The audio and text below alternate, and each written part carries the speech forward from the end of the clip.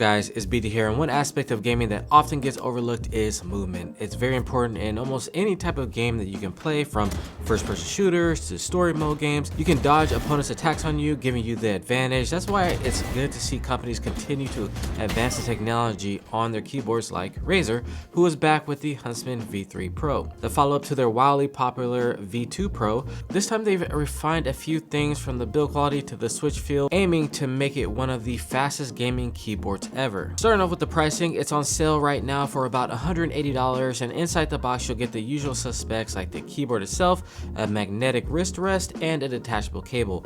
Nothing too flashy in the packaging, but let's get to what actually matters most. Razer stuck with the same open case design from the V2, but in the hand it noticeably feels more premium. The brushed aluminum top paired with the plastic bottom shell gives it a solid yet lightweight feel. You've got 3 height options for the kickstand feet: a flat, a medium, and a high. Personally, I like that medium height. It strikes a nice balance between typing comfort and gaming accuracy. At the top they have a volume wheel and a medium control, which feels buttery smooth when in use. I did notice the volume wheel tends to wobble slightly. Would love to see that tightened up in the next version. The wrist rest has a leatherette finish, not as plush as some of the other Razer wrist rests that I've tried in the past, and it's also lightweight, which I think that's what they're going for with the Huntsman series. This is supposed to be a travel pro gaming experience, so for people that take it to tournaments, you don't want to have a heavy wrist rest, a heavy keyboard, so they've lightened everything. I'm actually curious though, how many of you actually use a wrist rest on the daily? Let me know down in the comments below. They have an LED actuation indicator, which shows you how far down the keystroke you're going, similar to what Wu-Ting put on their new 80HE. The keycaps are texture PBT, and honestly they feel a bit rougher than I want. I kind of wish these had a softer texture. Once your fingers will really warm up, that can actually grip onto your fingers. These are so matte and so textured, it often just feels like your fingers are slipping and sliding all over the WASD. That being said, these are shine through and extremely durable. The legends won't fade anytime soon, and you still get that classic Razer RGB glow through each keycap. But just something to note, if you're somebody that really doesn't like texture PBT, you're not gonna like this set. Now for the real star here, the Gen 2 analog optical switches. They're fully adjustable from 0.1mm to 4.0mm with 40 grams of actuation force. One thing you'll notice right away is these pop up almost instantly after you press them down. It's a completely different feel than the normal Hall effect switches or an MX Cherry switch. These have way less wobble, and every keystroke feels much more consistent. Still, because of how sensitive these are, you can easily trigger a key just by resting your fingers on the top. It's a blessing and a curse. It's great for gaming, but it does take some time to adjust for typing. So if you do grab this board, you might struggle a bit at first, but give it a few days. Razer has also worked on the acoustics. Each generation gets a bit quieter and a bit deeper. So let's drop a quick sound test and then talk about what we heard on the other side.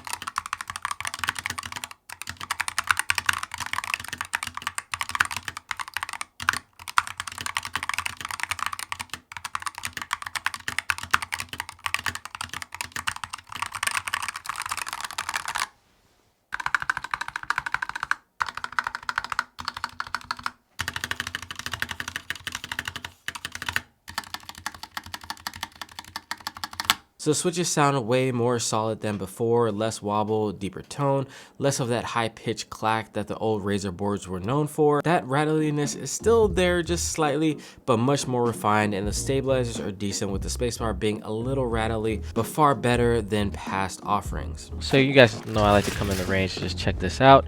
So kind of going back and forth, releasing the keys, a little small strafes, the rapid triggers gonna come in handy for the long strafes.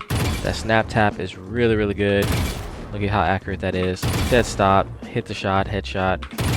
Your opponents won't stand a chance. All that good stuff. So yeah, I gotta say this keyboard has really impressed me with its performance.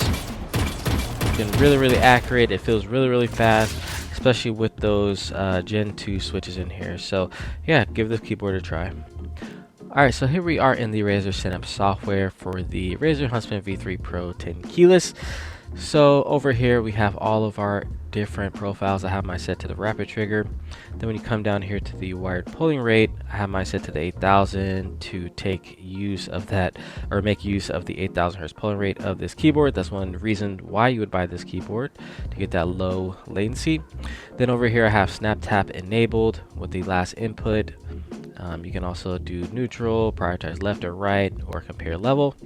So you can do it that way, so you can get the ultimate customization there. Then you have rapid trigger here. I had mine set down to a 0.3 because it was just so sensitive. It was cutting off way too fast for me. This thing is super sensitive. And then I have the actuation set to 1.2 again because this is just such a sensitive keyboard that I like to give myself a little bit of leeway for my hands resting and slightly pressing down the keystroke.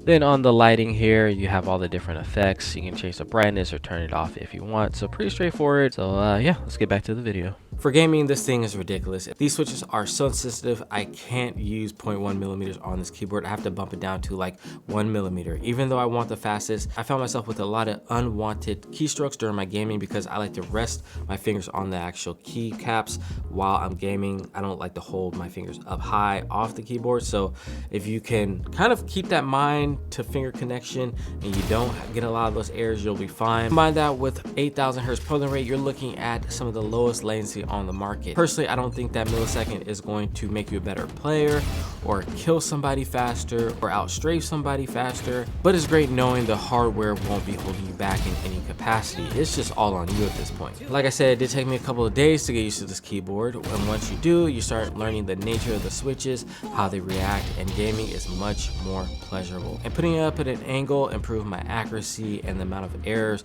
that I was getting with this keyboard. So do not run this flat if you can help it. I know some people like to have it flat on their desk. Just put the kickstand feet up. It's going to make your experience a lot better. So here's the verdict. The Huntsman V3 Pro continues to refine what Razer started.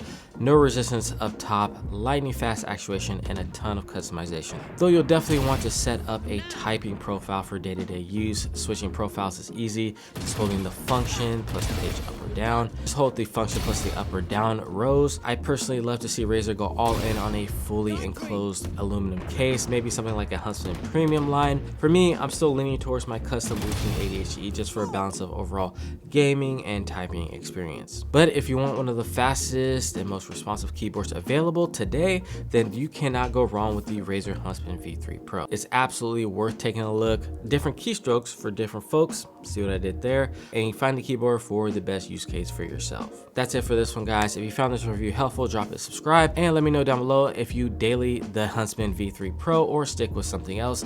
It has been your boy BT. Don't forget to like, share, comment, and subscribe, and I'll see you in the next one. Peace.